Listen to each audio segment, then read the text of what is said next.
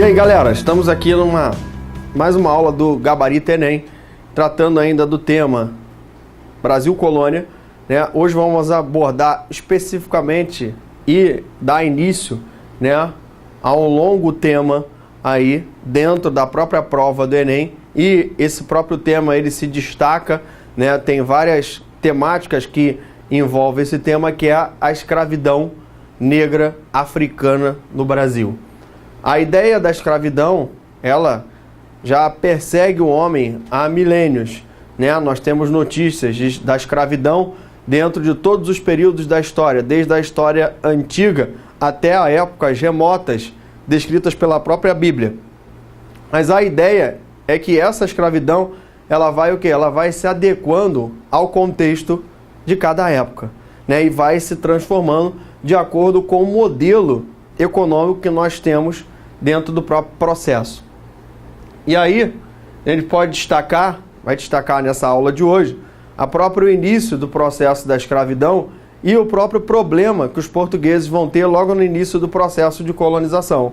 Dois temas nós vamos destacar nessa aula. Primeiro, iniciar a explanação em relação à própria questão da escravidão, e para vocês terem uma noção de África, né, um pouquinho de história da África antes da chegada dos portugueses.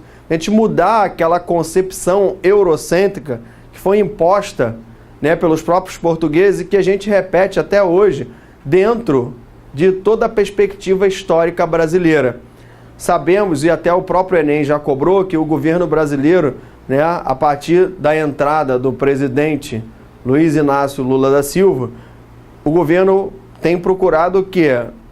Reduzir, tem procurado reorganizar a própria matriz curricular do ensino médio, introduzindo o quê? A própria questão, a própria temática da história da África. O governo criou uma série de leis que introduziram o quê? A obrigatoriedade do ensino de história da África dentro do ensino médio. A gente vai agora começar a ter algumas noções básicas de África, até para você deixar de falar o quê? Deixar de falar algumas besteiras aí que a galera fala em relação à África, né? A primeira coisa que a gente aborda é justamente, mais importante para a gente, é o início do processo, né? Quando os portugueses chegaram ao Brasil, encontraram, né, não uma mão de obra já completamente organizada. O que eles vão encontrar são várias tribos indígenas, e essas tribos indígenas têm vários hábitos e vários dialetos diferentes. A principal ideia que a gente tem que trabalhar é que gradativamente, quando o processo de colonização ele vai se acelerando, 1530, 1540, 1550, eu começo a ter o problema da mão de obra, né? Esse problema da mão de obra ele se agrava. Nós vimos na aula anterior, onde eu falei de escravidão indígena, esse problema da mão de obra ele vai se agravar porque a Igreja Católica se coloca como um grande obstáculo ao processo da escravidão indígena. A partir do momento que a Igreja Católica se coloca como grande protetora dos índios e passa a criar, né, uma série de obstáculos para essa escravidão acontecer, os portugueses têm, na realidade, uma missão de quê? De resolver o problema da mão de obra. Como nós vimos também em algumas aulas anteriores, existe uma relação direta entre o Papa e as coroas ibéricas. Ou seja, existia uma relação de longa data entre o Papa e as coroas de Portugal e Espanha, onde a própria Sé, ou o próprio Papa, vai estabelecer aquilo que a gente chama de regalismo ibérico, que vai ser a condição de quê? A condição da própria Igreja Católica, ela começar a dar uma série de regalias ao Estado português e ao Estado espanhol.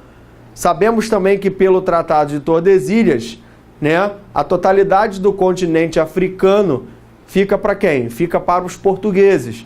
Os espanhóis não têm acesso a essas regiões, né, negreiras, a não ser por algumas autorizações, que a gente vai ver mais à frente, algumas autorizações dadas pela própria coroa portuguesa para os espanhóis entrarem dentro dessas rotas de escravos, que é o que a gente chama de asientos. Gostaram? Asiento. Asiento seria o quê? Seria uma permissão da própria coroa portuguesa para quê? Para os espanhóis entrarem dentro desse circuito e comprarem aqueles escravos que eles queriam, certo? Então eu tenho uma condição específica.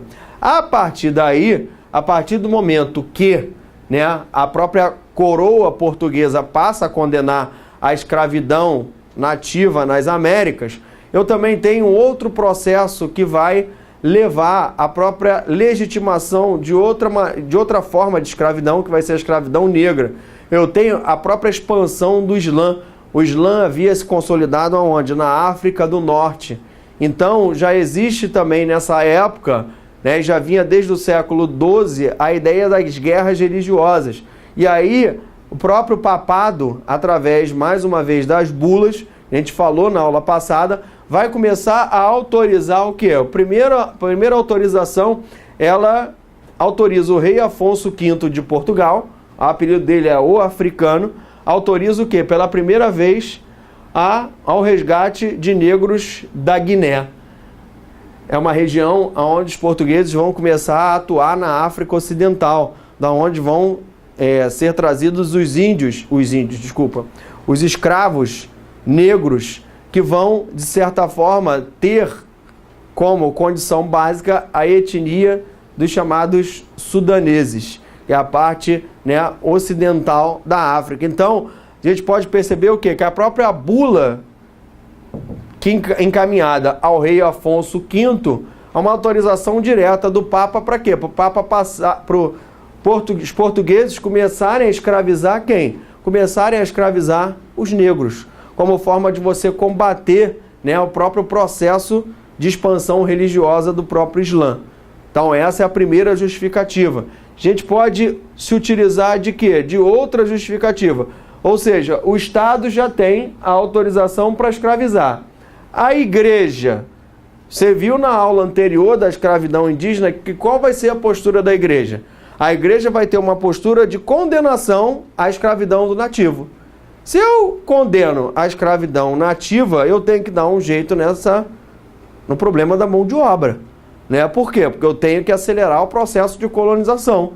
E a própria Igreja Católica, através da bula Dum Diversas e da Romanus Pontifex, 1452 e 1455, vai começar a permitir que os portugueses comecem o quê? A escravizar os pagãos infiéis.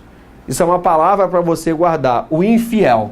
O infiel é aquele cara, né, que tem uma religião, mas que não quer de nenhuma maneira se converter à religião católica.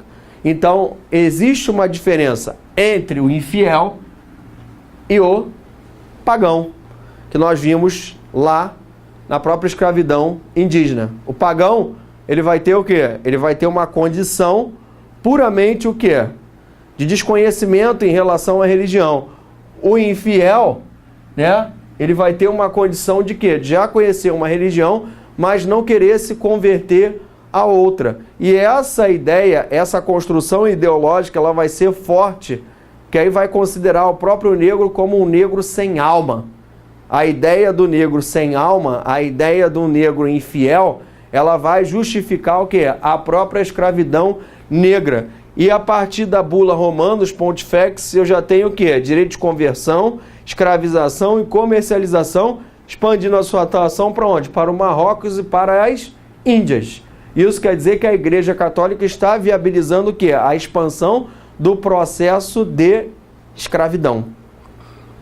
Ou seja, a Igreja atua aonde ela quer, de maneira o quê? A proibir a escravidão. Escravidão nativa proibida. Por quê? Porque eu quero catequizar e quero transformar o índio em um católico. Não quero matar o índio. Já na África, onde eu tenho o quê? Onde eu tenho grande parte dos negros islamizados, você vai ter o quê? Você vai ter uma guerra religiosa. E aí a própria igreja vai viabilizar o quê? A expansão de Portugal nessas regiões, através principalmente de uma série de bulas que vão começar a aparecer nesse período. Aqui em cima dá para você destacar o quê? As bulas legitimavam a escravização dos infiéis, a conquista e a vassalagem deles. Então dá para perceber que a igreja mais uma vez vai legitimar próprio processo da escravidão negra africana. E aí, a gente pode destacar também uma fala de um cronista português do século XV, o Zurara, que ele vai falar o quê? Presta atenção, que a gente vai fazer agora. Presta atenção no texto. Afirmava que os negros africanos tinham sinais de bestialidade. Ou seja, os negros são bestiais. Estão o quê? Fora da civilização. Eles não têm o quê? Eles não têm o mesmo parâmetro do europeu. Mais uma vez eu estou me utilizando o quê? De uma visão eurocêntrica para legitimar tal processo, para legitimar o processo que eu quero. Que no caso aqui é o quê? Legitimar o processo da escravidão. Então o negro tinha uma condição bestial pela forma como se alimentava. Ó, ele se alimenta diferente de mim, então ele deve ser escravizado. Ele se vestia de forma diferente e se relacionava com os seus semelhantes para defender o quê? A legitimidade do resgate, certo? Zurara indicava ainda que os africanos que haviam migrado para Portugal aprenderam português, além de terem adquirido hábitos em decorrência do seu contato com os europeus. Ou seja, a escravidão, na lógica portuguesa, era uma coisa boa para o negro. Por quê? Porque o negro iria perder a sua condição bestial. Essa condição bestial incorre justamente no quê? Num estágiozinho aonde? Na colônia, né? A ideia de legitimar o quê? A ida dos escravos, não só para a Europa, como no caso ali de Portugal que ele citou, mas também no caso de quê? Do Brasil. Né? A ideia de quê? Do negro sair da África, sair do continente perdido, sair do continente obscuro, sair do buraco negro, ele sair dessa condição bestial e partir para onde? Para um novo lugar. Nesse novo lugar, mesmo tendo a condição de escravo, ele vai perder a sua condição bestial e com certeza vai ser salvo. Essa é uma ideia muito forte aí, e os cronistas, eles de certa forma o que? Incorrem, nos mostram, né, o que está acontecendo no próprio período, que é o século XV, é um século importante dentro das grandes navegações. E podemos destacar também, dentro desse processo de legitimação, um outro mecanismo importante, né, que vai ser a justificativa bíblica, né? A Bíblia, sabemos que a Bíblia, ela contém uma visão na época extremamente eurocêntrica. Foram os europeus que na realidade traduziram grande parte das Bíblias que circulam pela Europa no momento. E essas Bíblias vão conter o quê? Uma visão eurocêntrica do próprio processo, né? Que vão considerar o próprio negro, né, novamente como tendo uma condição diferente. E aí cita-se até a própria Bíblia para legitimar o processo, que é a chamada maldição de Cã, que é um dos filhos, né, do Noé, que o Noé o amaldiçoou. O amaldiçoou, e esse filho do Noé é justamente o filho que vai, de certa forma, dar origem ao quê? À África após o dilúvio. E aí, como esse filho era muito gozador e gostava de fazer uma brincadeira, ele, ao ver o pai nu, caçoou do pai e espalhou para os outros. E aí o Noé o amaldiçoou. E esse filho do Noé, que é o Cã, é ele que vai dar origem ao quê? Ao continente africano. Então, quem deu origem ao continente africano seria o quê? Seria um gene, né, amaldiçoado pelo próprio pai. O Noé havia amaldiçoado o próprio Cã, e o Cã vai carregar essa maldição para o resto da vida. A ideia de quê? De que o negro vai carregar uma maldição e que deve ser, de certa forma, o quê? Escravizado. E aí eu destaquei para vocês também, ó, o cristianismo deveria ter um papel o quê? Civilizador, né? Ao resgatá-los da onde? Da barbárie. A ideia da bestialidade, a ideia da falta, né, de condições vai levar o quê? A fortalecer o próprio processo de conversão, papel civilizador para retirar o quê? Aquele cara da barbárie. Então, nós percebemos o quê? Que a legitimação do próprio processo da escravidão negra no Brasil, ele está passando o quê? Justamente por uma explicação extremamente religiosa. Eu vou criar um conjunto de teorias, né, principalmente tendo origem na própria Igreja Católica, que vão me ajudar o quê? A legitimar o próprio processo da escravidão. E aí a ideia do resgate, a gente sempre tem em mente as palavras-chave, a ideia da barbárie versus civilização, a ideia barbárie versus civilizador é muito forte na época.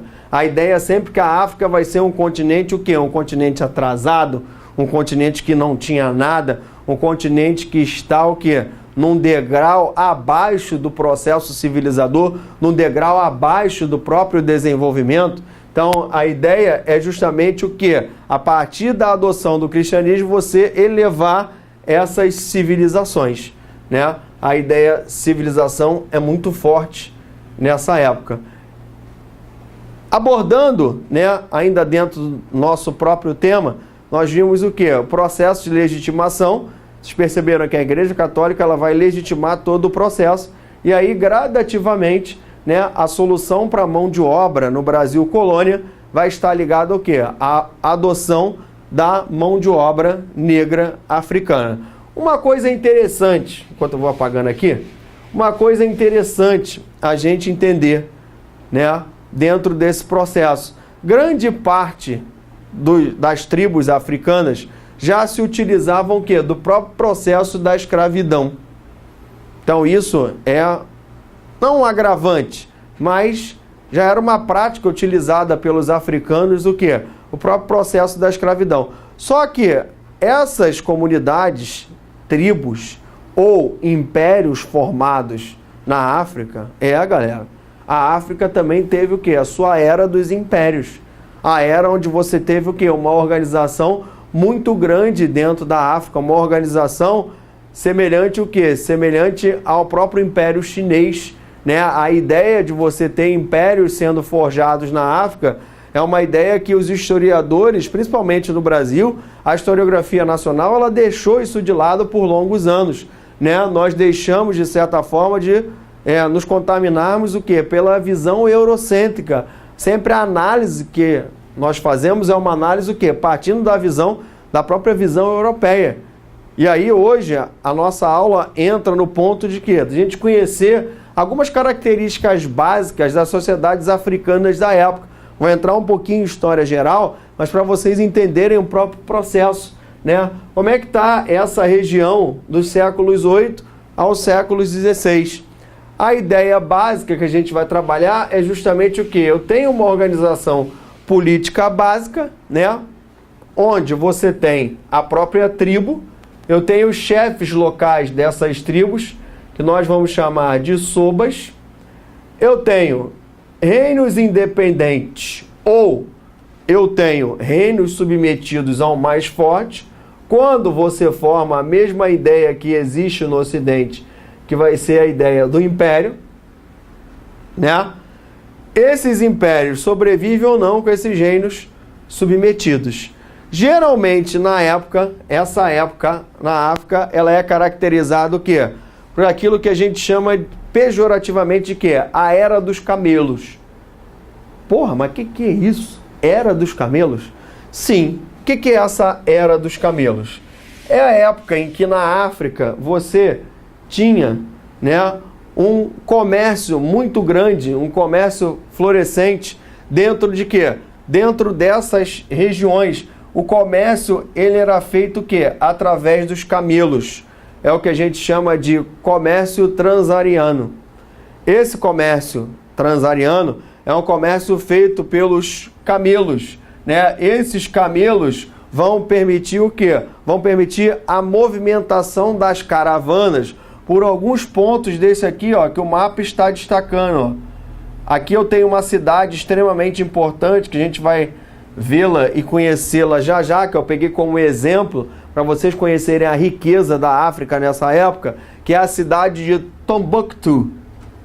Cidade de Tombouctou, dentro do Império Mali. Dá para perceber que as rotas transarianas, elas vão o quê? Para todos os lados, mas principalmente o quê? Para o norte do Mediterrâneo, né? Eu não tenho grandes rotas que passam extremamente por dentro da África centro-ocidental. Eu tenho o quê? Rotas, né, dos caravaneiros que vão, de certa forma, o quê? Estabelecer esse comércio aqui dentro.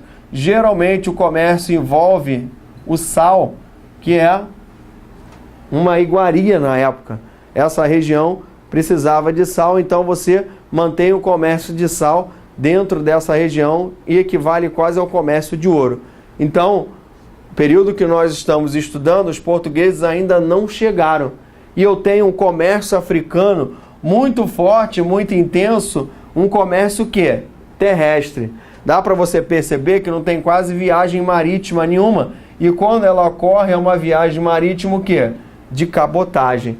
Né? Mas ainda não existe aquela infraestrutura criada pelos portugueses. Existe o quê? Um comércio tendo como base o quê? O camelo.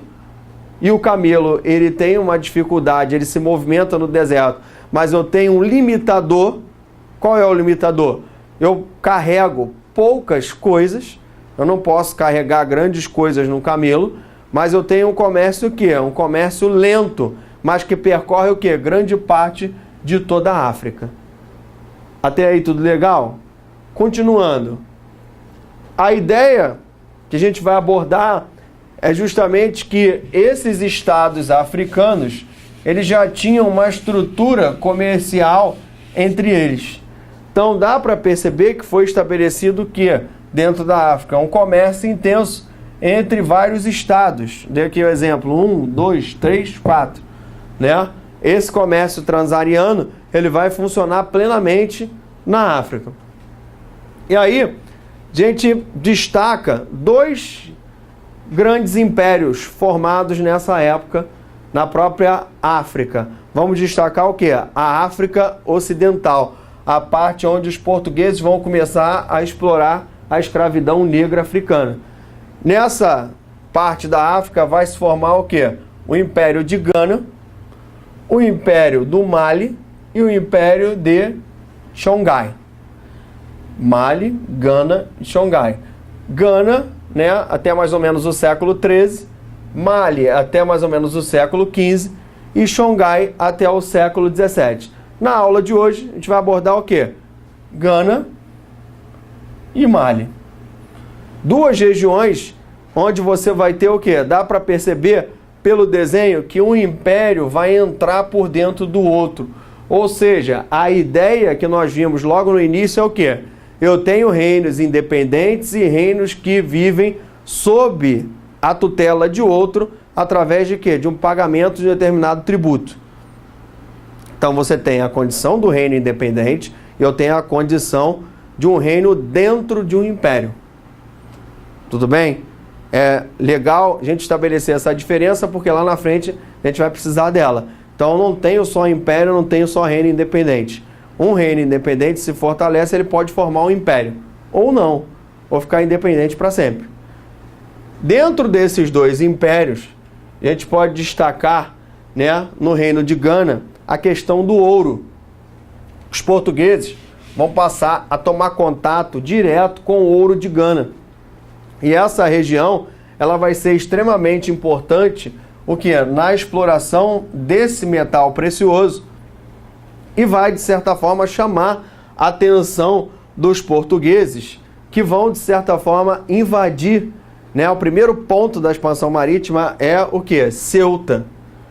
E aí, a região de Ceuta, eles pretendem, têm o objetivo de quê? De estabelecer, né, o controle do comércio do ouro, mas as rotas transarianas vão ser desviadas. Além do ouro, a gente pode destacar a goma arábica, o sorgo, o milhete, o âmbar.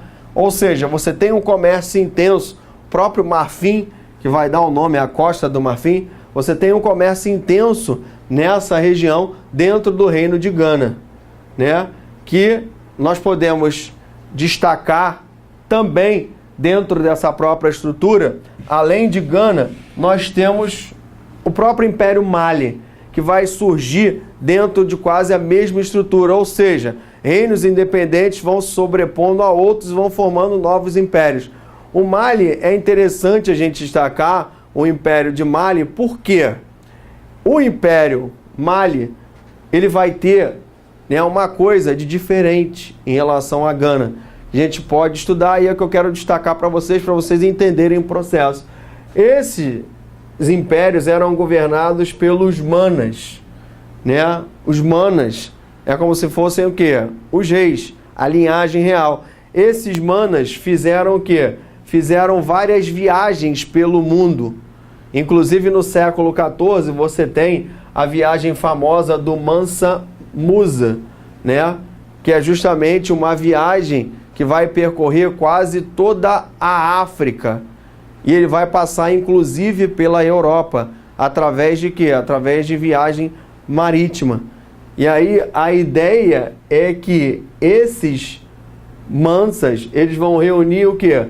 Várias caravanas. E o Império Mali, ele vai ser construído o quê? Dentro do comércio das caravanas. Ele vai ser um polo, ele vai ser uma organização que vai o quê? Estar dentro dela várias caravanas. A base do crescimento do Império Mali é a base de crescimento ligada ao quê? Ao comércio das caravanas. Então, tanto o Império de Gana como o Império de Mali tem uma coisa comum, a economia baseada o quê? No comércio das caravanas. Essa é a ideia principal, que depois o português ele vai desarticular esse comércio das caravanas. Começa tentando por aonde? Por 1415, na tomada de Ceuta. E aí ele vai tentar o quê? Vai tentar reorganizar esse próprio comércio em função das suas necessidades. Vai estabelecer vários mecanismos de quê? De controle em relação a essa região. Uma outra coisa que a gente pode destacar na região do Mali, aí tem sempre um mapinha para você ver, né? É a cidade famosa de Tombouctou. Essa cidade de Tombouctou, que está hoje dentro do Império Mali, peguei uma foto aqui reconstituída para vocês terem uma mera noção, né, do que era a cidade. Como eu destaquei que essas cidades se formaram a partir do comércio dos caravaneiros, essas caravanas elas vão ter polos de interseção, ou seja, os caravaneiros passam sempre pelo mesmo lugar, mas nesses lugares vão começar a se formar o quê? Cidades. E essas cidades vão se tornar cada vez cidades mais importantes. E você vai ter o fluxo não só de riquezas, você vai ter um fluxo não só econômico, mas você vai passar a ter um fluxo também intelectual dentro do próprio Império Mali. Ou seja, a cidade de Tombouctou vai ser uma cidade que vai se tornar um polo de entrocamento de rotas, e isso vai chamar a atenção não somente para a gente nos aspectos econômicos, como também nos aspectos o quê? Intelectuais. Né? A cidade ela vai conter já nesse período 3 universidades e vai conter o quê? Mais de 800 escolas, porque a própria cidade vai se transformar o quê? Num polo cultural de intensa geração de cultura, e vai se tornar o quê? Um polo de atração dos intelectuais. E você vai estabelecer nessa região, além de 3 universidades, vários colégios, vai estabelecer também vários centros, né? Onde você vai ter a tradução de grande parte da literatura ocidental da época. Por que eu estou dando esse exemplo de Tombouctou? Você não vai decorar o que é o Império Mali, o que é o Império de Gana. Só estou trazendo esse exemplo para você, por quê? Porque existe uma matriz curricular do Enem que valoriza, de certa forma, a história da África. Dentro dessa história africana, nós temos que valorizar o quê? Nós temos que acabar com a visão eurocêntrica. Então, essa cidade, pelo que vocês têm a noção aqui, uma tentativa de reconstrução, né, de uma imagem da própria cidade da época, você tem a noção que essa cidade é uma cidade semelhante às cidades europeias, até melhor que as cidades europeias. Eu tenho na região 3 universidades, né? Isso a gente está falando o quê? Século XIII, século XIV. A visão que você tem, que o aluno tem da África é uma visão o quê? Meramente baseada no senso comum, né? Nós deixamos nos levar pelas concepções eurocêntricas e tendemos a fazer uma análise da África completamente marginal. A ideia que você tem é a ideia do colonizador, é a ideia trazida pelos portugueses. E eu estou resgatando com você hoje uma história que quase ninguém aborda.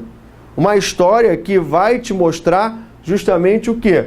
Que a África, ela tem uma perspectiva de desenvolvimento. Já existia essa perspectiva de desenvolvimento na época. Sendo que o elemento colonizador, ele vai interferir nesse processo. Mas a cidade de Tombouctou já é um exemplo para a gente de quê?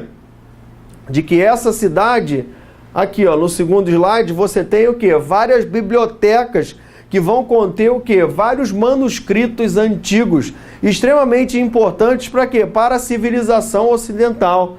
E agora, há pouco tempo, né, nós tivemos quase que esse patrimônio completamente ameaçado, porque existia uma guerra intrínseca dentro do Mali, né, uma guerra de algumas facções que quase que acabaram, alguns documentos desses foram incendiados, porque você tinha uma guerra dentro do Mali. A ideia principal da aula de hoje é você imaginar o quê? Uma África diferente.